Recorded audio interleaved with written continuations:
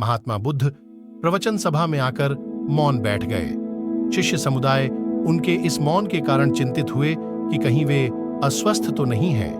आखिर एक शिष्य ने पूछ ही लिया, भंते, आप आज इस तरह मौन क्यों हैं? वे नहीं बोले तो दूसरे शिष्य ने फिर पूछा, गुरुदेव, आप स्वस्थ तो हैं? बुद्ध फिर भी मौन ही बैठे रहे। इतने में बाहर से एक व्यक्ति ने जोर से पूछा, आज आपने मुझे धर्म सभा में आने की अनुमति क्यों नहीं दी? बुद्ध ने कोई उत्तर नहीं दिया और आंखें बंद कर ध्यान मग्न हो गए। वह बाहर खड़ा व्यक्ति और जोर से बोला, मुझे धर्म सभा में क्यों नहीं आने दिया जा रहा है? धर्म सभा में बैठे बुद्ध के शिष्यों में से एक ने उसका समर्थन करते हुए कहा, भंते, उसे धर्म सभा में आने की अनुमति प्रदान कीजिए। महात्मा बुद्ध ने आंखें खोलीं और बोले, नहीं, उसे अनुमति नहीं दी जा सकती है क्योंकि वह अछूत है। अछूत?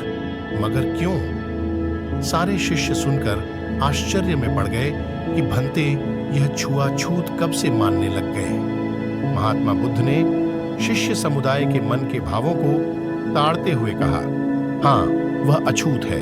वह आज अपनी पत्नी से लड़कर आया है। क्रोध से जीवन की शांति भंग होती है।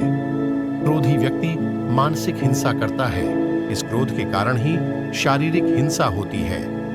क्रोध करने वाला अछूत होता है क्योंकि उसकी विचार तरंगें दूसरों को भी प्रभावित करती हैं। उसे आज धर्म सभा से बाहर ही रहना चाहिए। उसे वहां खड़े रहकर पश्चाताप की अग्नि में तपकर शुद्ध होना चाहिए।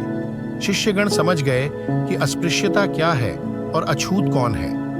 उस व्यक्ति को भी बहुत पश्चाताप हुआ। उसने कभी भी क्रोध न करने का प्रण लिया।